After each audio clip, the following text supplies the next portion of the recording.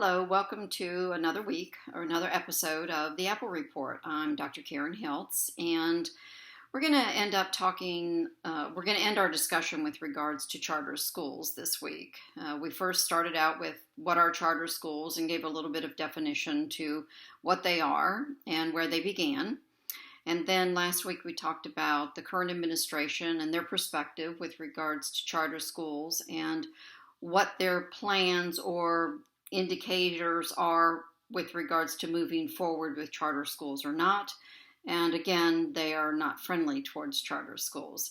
This week I want to talk a little bit about, well, why does the current administration oppose charter schools? And from my perspective and the research that I've done, I will boil it down to the NEA, the National Education Association, and the AFT, the American Federation of Teachers, and their subsidiaries and affiliates and partners, and their position with regards to education in America. They believe that there should only be traditional public school, K-12 public school, for all children. And even though there are potentially some good traditional public schools out there that provide some high quality, the landscape is changing, and it's changing rapidly for many parents. And many parents don't like the curriculum that's being taught. They don't like the social conditioning that's being taught. They don't like the bullying and the safety issues that their children are subjected to at certain times, in certain grades, in certain locations. And so parents seek choice. And the NEA and their associates are totally opposed to this because it reduces their power and control over the system. Now, a couple of things I want to point out with regards to these and why I believe this to be is, let's, for example, talk about the Los Angeles school system in California. They have last year and this year come out to say that they will not reopen their classrooms. They will not allow children to come back to their classrooms unless certain demands are met. Now, I can understand the safety and concern for the children and the teachers and people who are susceptible or more susceptible to contracting the virus.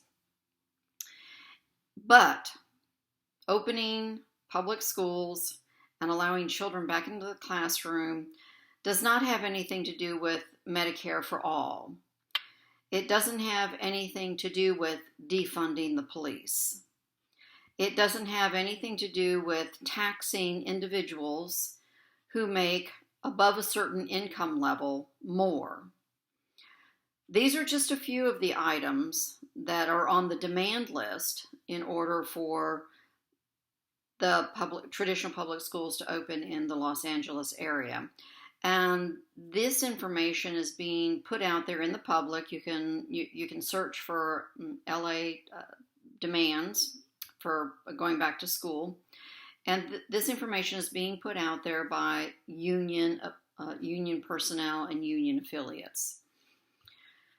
The second point I'd like to point out as to why I believe the unions are pretty much the resistance arm of education in America, even though they espouse to be for the children and want them to have quality education, et cetera, et cetera. Look at how much they report when it comes to the dollars that they deal with. There's a form that they have to file with the Department of Labor. It's called an LM2, and there are several schedules with regards to that form.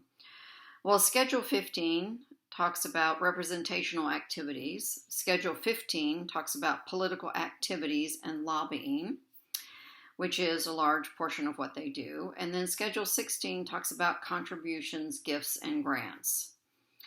Well, the sum total of all three of those is in excess or right around $200 million. Let me repeat that.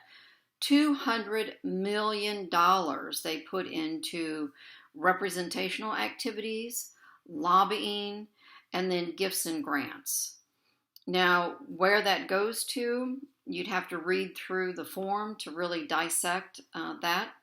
But there again, the NEA and the AFT donate a considerable amount of money to political persons running for office and stuff.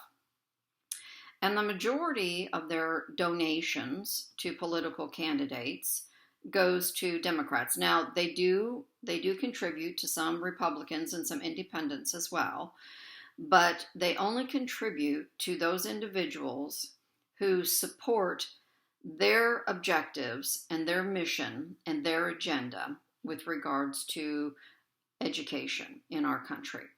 Now, I beg to differ that their agenda is not 100% or even 90% supportive of quality education. They have a range of other objectives, and a lot of it deals with social conditioning, political correctness, being woke, etc., and whatever other current terminology you want to use. But there again, why are charter schools being attacked?